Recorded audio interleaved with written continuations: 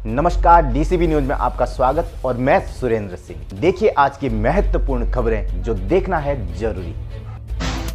नमस्कार, आप देख रहे हैं डीसीपी न्यूज में आपके साथ दीवान नौटियाल और मेरे साथ एक बार फिर आज खास मेहमान चक्राता विधानसभा से भारतीय जनता पार्टी के प्रत्याशी रामशरण नौटियाल जी मौजूद है। आइए जानते हैं इस पूरे चुनावी सफ़र में किस तरीके की यात्रा रही है और जानते हैं क्या कुछ समीकरण देखने को मिल रहे हैं। नौटियाल जी, सबसे पहले तो सर आपका बहुत बहुत धन्यवाद हमारे साथ जुड़ने के लिए।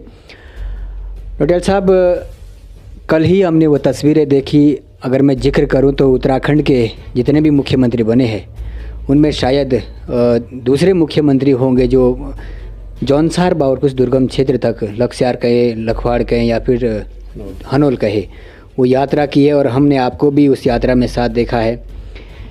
क्या कुछ लग रहा है चक्राता विधानसभा की सीट इस बार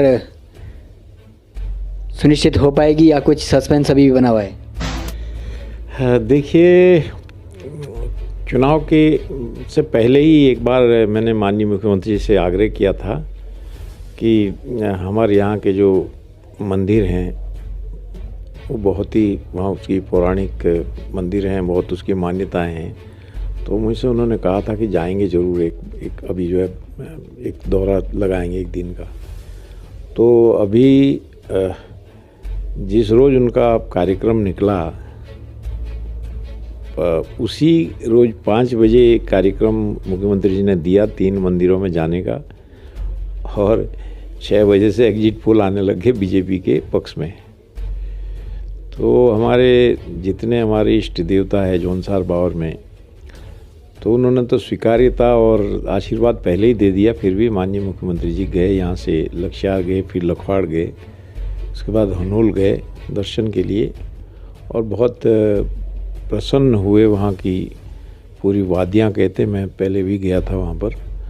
मेरे लिए भी एक बड़ा अच्छा दिन था कि जो है मैं तीनों मंदिर मेरे चुनाव क्षेत्र में चक्राता में हैं और उन्होंने ये एक तरह से, जब कोई जनप्रतिनिधि जाते हैं तो कुछ चीज़ें होती है आगे के लिए दिमाग में रहती है। तो आगे की, जैसे हमारा नवीन चक्राता टाउनशिप का है तो लक्ष्यार लखवाड़ सब उसी में सम्मिलित है। उन्होंने कुछ चर्चा भी की मुझसे वहाँ पर। तो ये बहुत ही अच्छा दिन था कल। और चुनाव हम जीत रहे हैं, चुनाव हम प्रदेश में भी जीत रहे हैं, हम चक्राता में भी जीत रहे हैं। चुनाव जीत रहे हैं, प्रदेश में भी सरकार का आप दावा कर रहे हैं। कहीं ना कहीं जो आपने ये बैनर हमारे साथ लगा हुआ है नवीन चक्राता का, जो आपने एक सपना देखा था जिला पंचायत अध्यक्ष के समय में, वो कहीं ना कहीं भारत की 21वीं सदी में और 2022 में पूरे होने की कगार पर है, ऐसा आपको लगता है? देखिए, सबसे महत्वपूर्ण बात यह है कि इतनी महत्वाकांक्षी योजना कांग्रेस पार्टी को इसकी समझ ही नहीं है कि ये क्या चीज़ है। उनको जानकारी नहीं है, ना उनके एजेंडे में है। हाँ, एक स्टेटमेंट जारी हो गया कि साहब ये जनता को बेवकूफ़ बनाने का काम है, शासनादेश हो गए, पैसे को जारी करने का भी आदेश हो गया।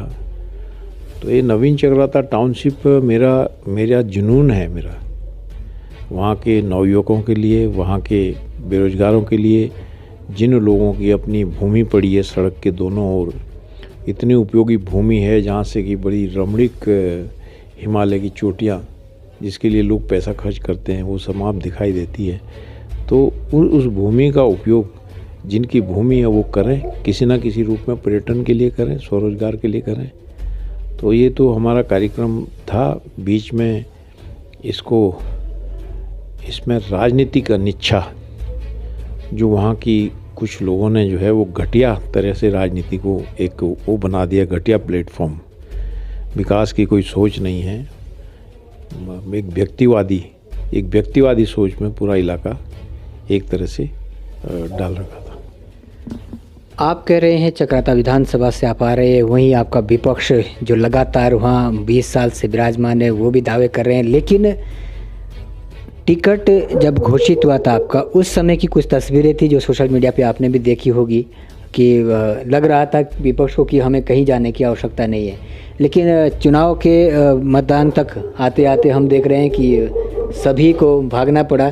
कहीं ना कहीं जो उनका अनुमान था वो शायद गलत सिद्ध हुआ है। मैं आपको बताता हूँ, मेरी पार्टी ने मेरा असेसमेंट मैं कहता हूँ बहुत ठीक किया। पहला कारण ये था कि जब हम भी इतने वर्षों से संघर्ष कर रहे हैं, हमने वहाँ काम किए हैं, लोगों की सेवा की है, कुछ लोग जो है मेरे एब्सेंट होने का लाभ उठा गए वहाँ, और वो ये कहते हैं कि ये तो गायब रहे। तो जो लोग वहाँ रहे उन्होंने क्या किया, सारे उल्टे काम किए, इलाके में कुछ करा थोड़ी है। तो मैं आपको पूरी बात बतानी चाहता हूँ कि इन लोगों ने, जो विपक्ष में थे, इन लोगों ने मुझे सबसे कमज़ोर प्रत्याशी माना। ये शुरू में कह रहे थे कि हम लोग 15,000 से जीत रहे हैं। तो ये युद्ध के मैदान में अपनी ताकत का आकलन किए बगैर सामने वाले को कमज़ोर मानना, उसको कमज़ोर प्रूव करना तो अलग बात है, कमज़ोर मानना गलत बात है, मैं कहता हूँ। और यहाँ से ये लोग जो है एक तरह से धोखे में रहे। कांग्रेस पार्टी के पास कोई एजेंडा नहीं, ये कोई विकास का एजेंडा नहीं कि मैं मुख्यमंत्री बन रहा हूँ, ये मुख्यमंत्री का कोई एजेंडा नहीं है। इसके अलावा कोई एजेंडा नहीं, कोई विकास की सोच नहीं, कोई एजेंडा नहीं। हमने स्वरोजगार की बात की, क्योंकि मेरी पीड़ा है वो। मैंने वहाँ स्वरोजगार के लिए कोई इंडस्ट्रीज हो, कोई वहाँ के क्लाइमेट के हिसाब से इंडस्ट्रीज हों, बच्चों के रोज़गार के लिए कुछ हो, पर्यटन की कोई योजनाएं हों जिसको हम वहाँ ला सकें, जिससे हमारे जो बच्चे अब रिवर्स प्लान कर रहे हैं, पढ़ लिख करके घर बैठने के लिए जा रहे हैं। तो हमारा एजेंडा बहुत साफ़ सुथरा था, और हमने चुनौती दी प्लेटफॉर्म्स पे। कुछ भ्रष्टाचार के मामले हमने उजागर किए, और ये करके नहीं किए कि सिर्फ ये इसलिए उजागर किए कि आज तक जौनसार बावर में 20 साल से मैं भी देख रहा हूँ, वहाँ पक्ष और विपक्ष नाम की कोई लोगों ने चीज़ नहीं देखी। वहाँ सारी जो है मिली भगत होती रही और लोग बेवकूफ़ बनते रहे। पहली बार लोगों को लगा है कि वहाँ कोई चुनाव हुआ है। आपने रिजल्ट की बात की, मैं आपको बताता हूँ। देखिए, काउंटिंग कल है, लेकिन मेरा फैसला 14 को हो चुका है। 2 फैसले इसमें होने थे। मेरी पार्टी सबसे पहले है मेरे लिए, मातृभूमि के बाद। मेरी पार्टी 14 तारीख को चुनाव जीत गई, और नौटियाल का जो रिजल्ट है वो बक्से में बंद है, वो कल पता लगेगा। हमारा कहना ये है कि भारतीय जनता पार्टी दुनिया की सबसे बड़ी पार्टी है, उसमें व्यक्तिवादी सोच का क्या मतलब है, क्या अभिप्राय है उसका? जो लोग कमज़ोर हैं, जो वीक है, जो राजनीतिक दृष्टि से वीक है, कमज़ोर हैं, या उनके मन में कोई शरारत है, वो करते हैं बात व्यक्तिवादी की पार्टी के अंदर। बाकी क्या है, हमने वहाँ पर इस बार जो चुनाव हुआ है उसमें काडर खड़ा हुआ है। पहली बार भारतीय जनता पार्टी का काडर खड़ा हुआ है। कहीं से अगर कुछ वोटर को मोड़ने तोड़ने की कोशिश की गई तो लोगों ने हाँ ना जरूर करी होगी, लेकिन लोगों ने वोट डाला है। जो लोग मुझे कहते थे कि यहाँ तो इनको तो 5,000 ज़्यादा 10,000 वोट पड़ेंगे, कल पता लग जाएगा कितने वोट पड़ते हैं। और तमाम जगह से भारतीय जनता पार्टी के विधायकों में कहीं ना कहीं एक जो भीतरघात का भी है वो भी प्रश्न उठता रहा है, हम सोशल मीडिया के माध्यम से देख रहे हैं। क्या नौटियाल को नहीं लगता है कि कहीं ना कहीं ऐसा तो नहीं है कि चक्रोता में भी भीतरघात का शिकार हुआ है भारतीय जनता पार्टी? देखिए, मेरी पार्टी की नीति है और जो मेरे नेशनल लीडर्स का जो आदेश हुआ है, हम सोशल मीडिया पब्लिक प्लेटफॉर्म पे ये बात नहीं कहेंगे किसने भीतरघात किया किसने नहीं किया है। लेकिन यदि कुछ हुआ होगा तो करने वाले भी जानते हैं, मैं भी जानता हूँ। और अच्छी बात इस बार ये हुई कि नेशनल लीडरशिप जानती है, वो विटनेस है। यदि आप मुझे ये कहना चाहते हैं कि मैं जाके किसी से ये कहूँ कि फलाने ने काम नहीं किया, ढिकने ने काम नहीं किया, जिनसे मुझे कहना है उन्होंने तो अपने आँख से देखा है, तो मुझे कुछ कहना ही नहीं इसमें, मुझे कुछ कहना नहीं है। दो तीन तरह की वेव्स मैंने वहाँ देखी अपनी आँख से। एक वेव हमारे माननीय प्रधानमंत्री जी की, जो रिकॉर्ड टाइम पे कोविड वैक्सीन लगवाई, मुफ्त में 2 साल से राशन मिल रहा है लोगों को। कांग्रेस महंगाई चिल्लाती रही, लोगों ने कहा कि महंगाई की बात यहाँ क्यों करते हैं, तो सब मुफ्त मिल रहा है। तीसरी बात, किसानों के खाते में वो जो राशन मिल रहा है उसके साथ कुछ नमक तेल पानी लगता है, उसके लिए खाते में सीधा प्रधानमंत्री जी के खाते से पैसा है। ये एक बहुत बड़ा अंडर करंट था। दूसरी बात, मैं एक ऐसा प्रत्याशी रहा जिसने मैंने चुनौतियां दी अपने विपक्षी पार्टी को, प्रत्याशियों को। मैंने उनको घोटाले खोले, और घोटाले हैं, घोटाले सच्चाई को दबाया नहीं जाता बातचीत के जरिए। और मैंने उसी जगह से ये भी कहा कि यदि मेरे ऊपर कोई आरोप है, मेरे ऊपर कोई किसी तरह का आरोप है, मेरे पर किसी प्रकार का कोई ऐसा दाग है जो जौनसार बावर के लोग मुझे कहें कि नहीं तुमने भी ये किया इलाके के बारे में, तो मैंने ये भी कहा उसी जगह पर कि प्रत्याशियों को बुलाइए और दोबारा कुछ चुनाव छोड़ के आऊँगा, मैं मीडिया के सामने बात करूँगा। मैंने पब्लिक डिबेट के लिए भी इन्वाइट किया है, कोई उतरा नहीं है। तीसरी बात, जुबिन नौटियाल उसका कोई राजनीति में, क्योंकि मैं उसका फादर हूँ तो राजनीतिक दृष्टिकोण तो एक राजनीतिक व्यक्ति का अलग होता है, लेकिन चूँकि मैं उसका फादर हूँ तो उसका भी मैंने एक नया परिचय वहाँ पर देखने को मुझे मिला कि उसने बहुत ही सूझबूझ तरीके से इलाके के लोगों को समझाया, उनको बात करी कि क्या क्या इस इलाके के लिए चाहिए, क्या क्या नहीं हुआ। क्या आप समझते हैं कि 62 साल में एक 10 लोगों के रोजगार की कोई इंडस्ट्री या कोई ऐसी यूनिट नहीं लगा पाए 62 साल 65 साल में, और कहते हैं हमने विकास किया। और कल का जो एक दौरा था मुख्यमंत्री का, उससे भी कहीं ना कहीं उन भ्रष्टाचारियों में भी एक भय तो गया होगा शायद कि कहीं ना कहीं उन पर जांच होगी तो शायद बच नहीं पाएंगे। क्या नौटियाल जी इस क्षेत्र में जो आपने भ्रष्टाचार के भी उठाए और भी जो अनियमितताएं क्षेत्र में है, उस दिशा में कड़ाई से काम किया जाएगा भविष्य में रामशरण नौटियाल द्वारा? देखिए, मेरा कहना ये है, यहाँ से आगे चलेंगे हम। अब चुनाव की हार जीत को इससे नहीं जोड़ना चाहिए। अब जब बात निकली है तो कहीं जा कर के ये रुकेगी ज़रूर, कहीं जाकर ये होगा ज़रूर। वहाँ पर प्रधानमंत्री सड़क योजनाएं, उसमें बहुत बड़ा घोटाला हुआ है, बहुत ही बड़ा घोटाला हुआ। उसमें कुछ अधिकारी मिले हुए हैं, टेंडर प्रक्रिया में धांधली की गई है, और कहीं ना कहीं वो जो है पैसा कुछ सफ़ेद कॉलर्स के जेब में गया है।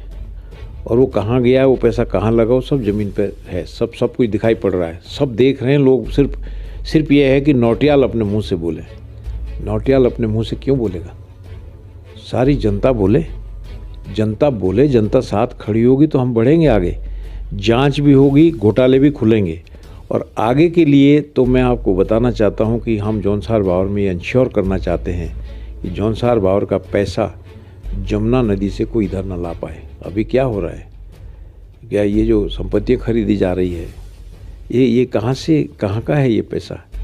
ये जौनसार बावर का पैसा तो है सारा। सर इसी पे आना चाहूँगा। आपने कहा विधायक निधि का जिक्र किया, एक सस्पेंस इसमें ये रह जाता है कि बोलते हैं कि विधायक निधि बंट रही है इलेक्शन के टाइम पे। वो जो विधायक निधि का पैसा है वो तो कहीं ना कहीं किसी न किसी योजना के लिए आता है, और जब उस योजनाओं के नाम से वो पैसा आता है तो क्या जो विभाग से वो पैसा मिला है उसने ये सुनिश्चित नहीं किया क्या वो बना भी है जिस योजना के लिए निकला या नहीं? कैसे हो जाए? मैंने चुनाव आयोग को लिखा है, जिलाधिकारी को लिखा है, चुनाव के दौरान ही लिखा है कि सबसे पहले तो 5-6 करोड़ की विधायक निधि चकराता विधानसभा की चुनाव के 3 महीने पहले भी बरकरार थी, वो खर्च नहीं की गई। उसके तुरंत बाद ऐसी कौन सी मशीनें वहाँ लगी कि सूची जारी हो गई और चक्रोते ब्लॉक से और कालसी ब्लॉक से वो पैसा नगद निकाल लिया, बिना योजनाओं के, बिना ज़मीन पे काम किए। वो पैसा नगद विड्रॉ हुआ है, कहीं काम नहीं हुआ उसमें। और वो पैसा जो है थैलों में ले जा के गाँव वालों के बीच में, क्योंकि गाँव वाले कोई अब ये देखिए ना, तरीका देखिए, ये ना कह के सीधे तौर पर कि भाई हमें वोट दो और पैसे लो, ये ना कह के सीधे गांव वालों को ये कहा ये तुम्हारी विधायक निधि है और मैं तो तुम्हारे लिए विधायक निधि लाता हूँ, भाई मेरा ध्यान रखिए। सबसे बड़ा भ्रष्टाचार विधायकी में, पूरे विधायकी को कलंक करने वाला भ्रष्टाचार अगर हुआ है तो ये सबसे बड़ा ये हुआ है कि विधायक निधि नगद विड्रॉ हुई है, नगद ड्रॉ हुई। मैं चुनाव आयोग को लिख चुका हूँ और इस बात को, ये बात जो है रिपीट नहीं होनी चाहिए। गवर्नमेंट में भी इसको, गवर्नमेंट के स्तर से भी कुछ करना चाहिए इसके लिए। आप पूरे प्रदेश की सूची देखिए, पूरे प्रदेश के विधायक 95% से ऊपर विधायक जो है वो अपनी निधि को टाइमली खर्च कर देते हैं। ये सिर्फ सिर्फ मुश्किल से चार पाँच विधानसभा, जिसमें चक्रोता नंबर 1 पे सबसे टॉप पे है, जिनकी विधायक दीदी है चुनाव के लिए 5-6 करोड़ रहती है। तो 5-6 करोड़ बहुत बड़ी रकम है। आप भारतीय जनता पार्टी दुनिया की सबसे बड़ी पार्टी है। अगर नौटियाल नहीं रहेगा तो क्या भारतीय जनता पार्टी समाप्त हो जाएगी? तो मैं कहीं ना कहीं किसी ना किसी विधानसभा में काम करता रहा हूँ। मैं सहसपुर काम किया है, विकास नगर काम किया है, चक्रोते भी मैं काम कर रहा हूँ। तो ऐसा नहीं है, ये लोग वो लोग हैं। जब मैंने अपना राजनीतिक जीवन, समाज सेवा का जीवन शुरू किया था, ये वो लोग हैं जो मेरे सामने बैठते भी नहीं थे, तो बैठने की हिम्मत भी नहीं रखते थे। वो आज जो है अपने नई सोचे छोड़ रहे लोगों के बीच में। जनता को छोड़ने का अभिप्राय क्या है? यहाँ कोरोना काल आया, जो आज चुनाव में भाषण दे रहे थे कि हम तुम्हारे सुख दुख के साथी हैं, जनता को कह रहे थे ना चुनाव में, हम तुम्हारे सुख दुख के साथी हैं। तो जब इतना बड़ा दुख आया पूरे दुनिया में, कोरोना काल आया, जहाँ जवान लड़के गिरने लगे सड़कों पे जौनसार बावर के, इन्हें किसी ने ये नहीं पूछा तुम कहाँ थे उस वक्त, कहीं दिखाई भी दिए? कहीं नहीं। नौटियाल तो खड़ा हुआ ना। ऐसा कौन सा, मैं 6000 परिवारों के लिए पहले मैंने गरीब लोगों को उसमें छांटा, विद्यार्थियों के थ्रू, कर्मचारियों के थ्रू।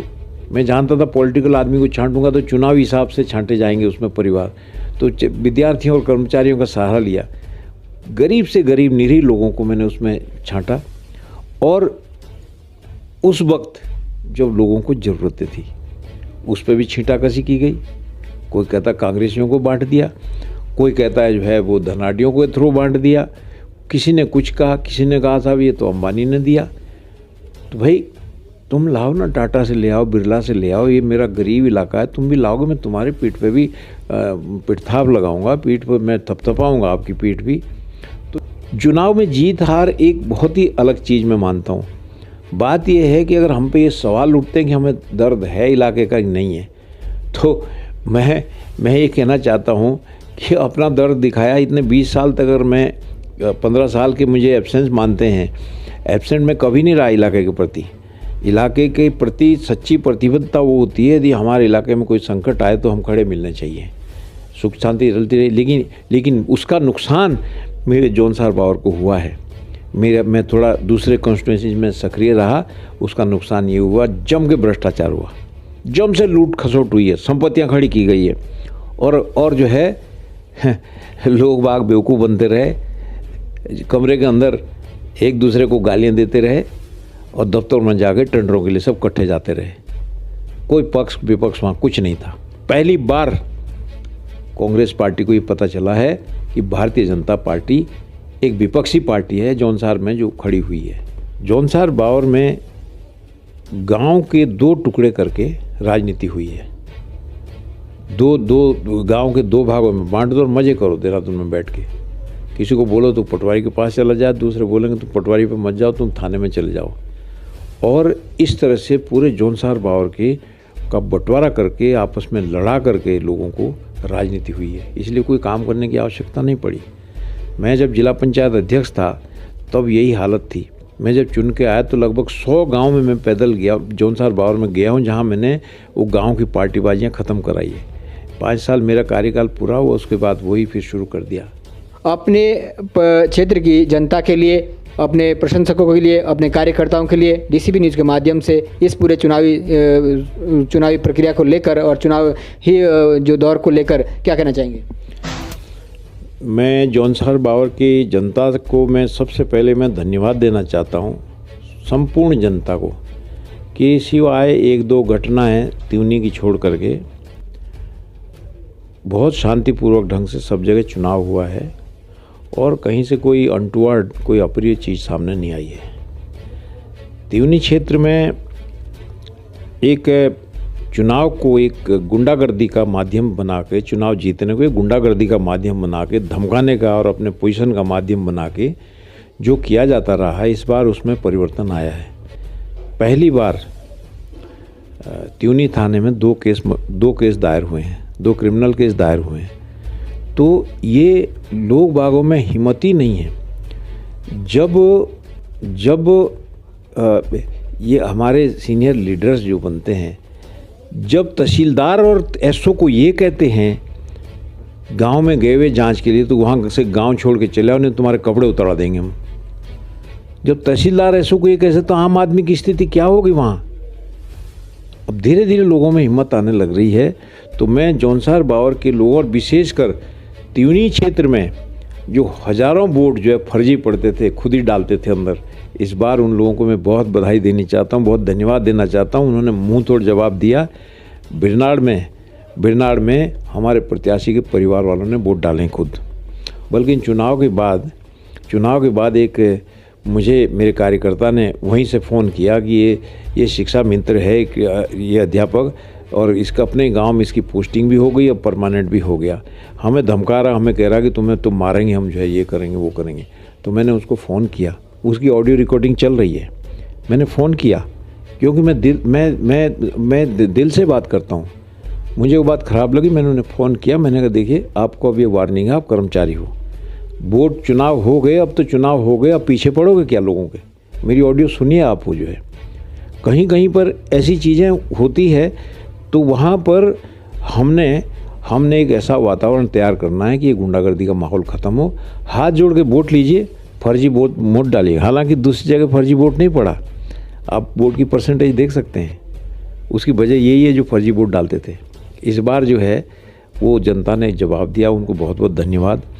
और मैं अपने पार्टी के कार्यकर्ताओं को, जिन्होंने रात दिन मेरे लिए खड़े होकर के, मेरी पार्टी के लिए खड़े होकर के अपना समय देते हुए काम किया। विपरीत परिस्थितियाँ विपरीत थी, आप जानते मैं क्या कहना चाह रहा हूँ, तब भी काम किया, सुनी।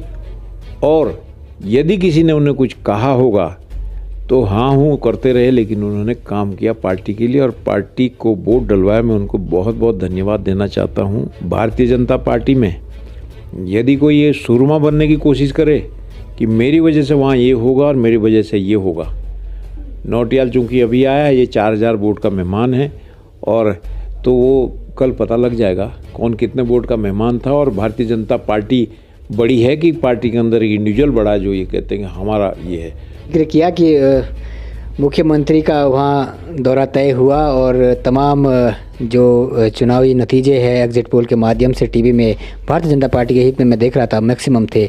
लेकिन कई चैनल है जो बहुत कम अंतर दिखा रहे हैं और कई थोड़ा सा कम भी दे रहे हैं। ऐसे में क्या फिर से उत्तराखंड की राजनीति में जो हमें देखने को मिला है जोड़ तोड़ की राजनीति, तो सब टीवी के सामने हैं। भारतीय जनता पार्टी का बहुमत अधिकतर दिखा रहे हैं, अधिकतर चैनल दिखा रहे हैं, सर्वे दिखा रहे हैं। अब कहीं कहीं पर पार्टी का अंतर जो दिखा रहे हैं बहुत कम दिखा रहे हैं। तो वही बात सोच करके आप ये बात कह रहे हैं कि ऐसा हो सकता है कि कुछ दूसरी पार्टी के लोग, थर्ड फ्रंट वाले, क्या कोई तीसरी पार्टी लेके जाए, तो उसमें संभावना रहती है। लेकिन ऐसी ये हाइपोथेटिक है, ये फिर सोचने की बात है। भारतीय जनता पार्टी 40 से ऊपर सीट लेके जाएगी, जो मैं भी प्रदेश में लोगों से बातचीत भी कर रहा हूँ और लोगों से मैं थोड़ी बहुत मेरी जानकारी भी है। बाकी जनता जनार्दन है, जनता महान है। अब कल खुल जाएंगे सबके नतीजे। जो नौटियाल साहब, इस चुनाव के बाद, नतीजों के बाद, अगर मैं एक प्रश्न में पूछूं कि आपकी जो प्रायोरिटी है वो क्या रहेगी क्षेत्र के लिए या प्रदेश के लिए, अपनी विधानसभा के लिए? देखिए, जौनसार बावर में सबसे बड़ी जो समस्या है वो ठेकेदारी की है। मैं किसी ठेकेदार के खिलाफ नहीं हूँ। हालांकि कुछ ठेकेदारों ने, जिन्होंने सबसे ज़्यादा करप्शन किया, सबसे ज़्यादा सड़कों का नाश किया है, उन लोगों ने मेरे खिलाफ काफ़ी पैसा लगाया वहाँ मुझे हराने के लिए, मेरी पार्टी को हराने के लिए। लेकिन मैं उसमें जाना नहीं चाहता, वो उनका काम था, उन्होंने किया। लेकिन सबसे बड़ी दुर्भाग्य की बात यह, अस्पताल बने हुए हैं ठेकों के लिए। क्या आप समझ रहे हैं, त्यूनी से चंद किलोमीटर दूर पे अटाल में एक अस्पताल बना है 30 बेड का, 6 साल से बना हुआ है। ठेकेदार पैसे ले गया, उसमें कुछ एक सुई तक नहीं, उसमें भांग जम रही है अस्पताल में। तो सबसे पहले स्वास्थ्य व्यवस्था को वहाँ ठीक करना है, ये ज़रूरी है। और उसके बाद जो हमारे बेरोजगार बच्चे हैं उनके लिए हमें सोचना पड़ेगा। कोई स्वरोजगार की कोई योजनाएं लानी पड़ेगी, उनको सरकार ट्रेनिंग दे। हमारे यहाँ अच्छी खेती है, अच्छी भूमि है, अच्छी उपजाऊ भूमि है। उस लाइन में हमारे यहाँ पर्यटन के अपार संभावना है। हमने नवीन चक्राता टाउनशिप ही अपने आप में, उसमें चाहे आज सरकार यदि मेरी आंखों से कोई देखे, बात कोई ऐसी नहीं है, मैं यथार्थ में कह रहा हूँ कि अगर सरकार आज 1000 करोड़ रुपया खर्च कर दे तो वो 1000 करोड़ रुपया आपको 1000 नहीं तो हर साल 200-300 करोड़ रुपया टैक्स का मिलेगा वहाँ से गवर्नमेंट को, और जो लोगों के जेब में जाएगा पूरा इलाका मालामाल हो जाएगा। एक प्रोपेगेंडा बनाया जा रहा था कि नौटियाल का सपना तो सिर्फ नवीन चक्राता का क्षेत्र ही है, कत्यान मुंडाली, क्या इस पर भी इसी तरीके से प्राथमिकता के साथ काम किया जाएगा? हमने आप कुछ लोगों ने पोस्टर बनाए नवीन चक्राता के, तो मुझे उन्होंने पूछा कि आपके पोस्टर का मैटर क्या होना चाहिए। तो मैंने बोला मेरे पोस्टर की सबसे पहले की एक लाइन जो ऊपर होगी वो ये होगी, नवीन चक्राता झांकी है, कत्यान मुंडाली बाकी है। तो ये मेरा एक नारा है और ये मेरा ख्वाब है, ये मेरा जुनून है। इसको हम पूरा करेंगे, इसके लिए हम संघर्ष करेंगे। देखिए चीज़ें तो सब सरकारी स्तर पे ही होनी है, लेकिन उन चीज़ों को कोई बढ़ाए तो सही। यहाँ तो ठेकों की होड़ है, ठेकों के अलावा कोई बात ही नहीं होती है। और उस ठेकों के बाद में वो अगर कोई सड़क मंजूर हो रही है तो मेरे किस आदमी को टेंडर मिलेगा उस हिसाब से मंजूर होती है। योजना मंजूर होती है तो उस हिसाब से मंजूर होती है। अभी चुनाव से ठीक पहले 660 गांव, 60-65 गांव जौनसार बावर के जो गांव की नहरें बननी थी, सब मिली भगत से उसके 4 टेंडर बना दिए और नीचे के 3-4 ठेकेदारों को ला के रात में उनके फेवर में टेंडर कर दिए। अभी तक ये होता रहा कि जनता में किसी सड़क की अगर शिकायत की गई तो ठेकेदार के 4 दबंग नीचे से जाते हैं, कहते हैं कि तुम्हारा कोई घर का जा रहा है, और उनको धमकाते हैं। वो नहीं होगा, मैं खुद खड़ा हूँगा। जिसे लाठी डंडा गोली मारनी है वो नौटियाल को मारेगा पहले, बाकी मैं जौनसार बावर की ज़मीन पर ये उल्टे काम जब तक मेरी चलेगी मैं तब तक ये होने नहीं दूंगा। मैंने एक स्वास्थ्य की बात की, सड़क की बात करी, आपने एजेंडे की बात की, स्वरोजगार की बात की। आज क्या हो रहा है कि जितने छोटे छोटे ये सड़कों पर, हमारे सड़कों पर छोटी छोटी जो जगह बनी हुई है जहाँ छोटे 2 रेस्टोरेंट है या 4 दुकान है, इन जगहों पर एक नई परंपरा पनप रही है। नशे का मटेरियल बिक रहा है, नशे की दवाइयाँ या कुछ दवाइयाँ भी ऐसी है जो केमिस्ट के यहाँ मिलती है, उनको अगर ज़्यादा डोज में लो तो वो भी नशा करती है, वो सब बिक रही है। हमारे बच्चों में एक गलत परंपरा पड़ रही है नशे की, इसकी रोकथाम कोई नहीं है। जब बच्चा MSc BSc पास बच्चा जब 5000 की नौकरी ढूंढ रहा है तो माँ बाप उसे कह रहे हैं घर आओ। उस फ्रस्ट्रेशन में पढ़े लिखे बच्चे ज़्यादा इसमें हैं।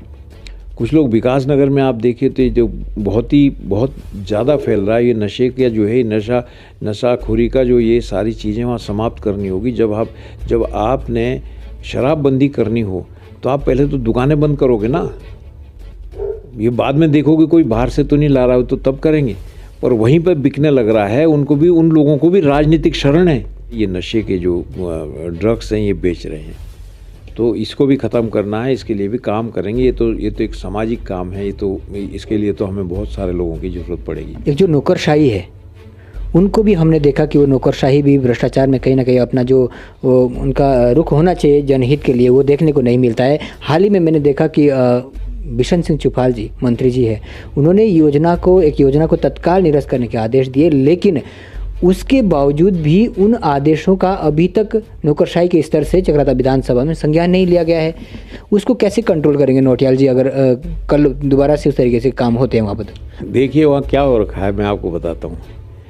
यदि किसी जगह कोई पैसे का घोटाला हो गया और गांव वालों ने शिकायत कर दी तो अधिकारी जब उसकी जांच करते हैं तो ये समझ के नहीं करते कि वो पैसा खर्च हुआ कि नहीं है। शिकायत के तथ्यों में जाते ही नहीं है, सीधा ये कहते हैं कि जी आधा गांव तो ये कहता है, आधा गांव ये कहता है। जिस योजना की आप बात कर रहे हैं वहाँ क्या हुआ है, अभी तक किसी अधिकारी ने ऑथेंटिक रूप में ये नहीं कहा खड़े होकर के कि हाँ इस गांव में पानी है या इस गांव में पानी नहीं है। अभी तक सारे रिकॉर्ड में आ रहा कि इतने परिवार ये कह रहे हैं, इतने परिवार ये कह रहे हैं। तो पूरे जौनसार बावर का इनको एक वो है, लेकिन इसके पीछे राजनीति है। तभी वो अधिकारियों को ही देखिए, जिस जहाँ पर प्रतिनिधित्व, थोड़ा सा मैं उसी प्रश्न में मैं आना चाह रहा हूँ सर, क्योंकि आपने कहा कि अभी तक ये सुनिश्चित नहीं हो पाया कि वहाँ वास्तव में पानी की ज़रूरत है या नहीं है, किसी अधिकारी ने ये नहीं जांचा है। तो ये फॉल्ट है ना सर नौकरशाही की तरफ से। क्या एक छोटे से गांव में भी अगर आप ये तय नहीं कर पा रहे हो, इतने सालों से वो लड़ाई लड़ रहे हैं, और जहां वास्तव में ज़रूरत है पानी की वहां अभी तक नहीं आ पा रहा है, 2-2 3-3 योजनाओं के बाद भी, तो इस तरीके की जो बेलगाम नौकरशाही है उस पर लगाम कसने की आवश्यकता है। देखिए, नौकरशाही और जो हमारी पॉलिटी है, राजनीतिक व्यवस्था है, उसमें ऐसा नहीं है कि सब तालमेल का काम होता है, लेकिन जहाँ प्रतिनिधित्व कमज़ोर है वहाँ नौकरशाह फिर जो है वो सिर उठाते हैं, एक बात। दूसरी बात, वो सिर फिर कमज़ोरी के कारण भी नहीं उठाते, और अगर उनको सपोर्ट मिल जाए अगर लीडरशिप का, तो फिर उनसे कुछ भी करा लो आप। जौनसार बावर में लाखों रुपए खर्च करके अधिकारी पोस्टिंग मांगते हैं। क्यों?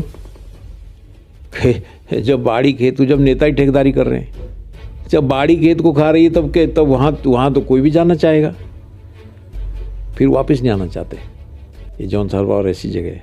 सवाल ये है कि जिनको चौकीदार बनाया वोट दे करके, वो हमारे रक्षक हैं कि हमारे भक्षक हैं? वो हमारी बाढ़ है कि या वो बाढ़ हमने इसलिए लगाई कि तुम खेत को खा जाओ? यहीं पर सारी चीज़ ख़त्म होती है। चलिए आइए, ये तो कल निमट जाएगा। मैं किसी भी रूप में, पक्ष या विपक्ष में बैठ के, मैं अपने लीडर्स को इनवाइट करूंगा वहाँ। जिस सड़क पे घोटाले हुए हैं, जिन सड़कों पे, आइए मेरे साथ बैठिए, धरने पे बैठते हैं, आप भी बात करिए। नहीं बोलते जाके चुपचाप जो है उल्टी सीधी बातें जरूर करेंगे, नहीं बोलेंगे उसके ऊपर। क्यों नहीं बोलेंगे? रिश्तेदार ठेकेदार है, सबके फर्जी रजिस्ट्रेशन करवा रखे हैं, और वो जो है वहाँ पर ठेकों के टेंडरों का काम चलता है सीधा। नौटियाल जी, इस पूरे चुनाव में एक राजनीतिक दृष्टि से अगर मैं देखूं सर, तो ऐसा नहीं लगता कि 10 प्रत्याशी थे चक्राता विधानसभा से। आपका क्या कहना है उसको लेकर? देखिए, ये एक बड़ा चक्रव्यूह मैंने भी देखा है जौनसार बावर में इस बार। और मैं तो एक तरह से अपने भोलेपन पे कहिए कि मैं कोई बहुत ज़्यादा राजनीतिक चालें नहीं जानता हूँ, भोलेपन में एक प्रत्याशी के रूप में मैं खड़ा हुआ।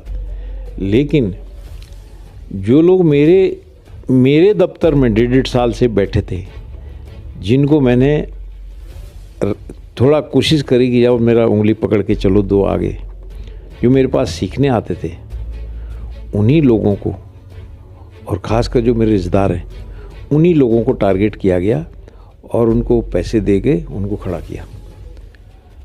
आप विश्वास कर सकते हैं, एक प्रत्याशी सबसे पहले ये बोलता था, जी मेरे पास तो मोबाइल भी नहीं है, मेरा तो बैंक में खाता भी नहीं है। रास्ते में अब प्रत्याशी तो मिल ही जाते हैं, टकर जाते हैं रास्ते में, 6 गाड़ी हैं। तो कहाँ से अभी ये 6 गाड़ियाँ कौन दे रहा है? मैं प्रत्याशी था, मेरे पास 2 गाड़ियाँ रहती थी। चलो सपोर्टर की गाड़ियाँ हैं, एक अलग बात है, लेकिन प्रत्याशी की 5-5, 6-6 गाड़ियाँ चल रही है। तो ये किसने दिया ये पैसा चुनाव के लिए? एक प्रत्याशी।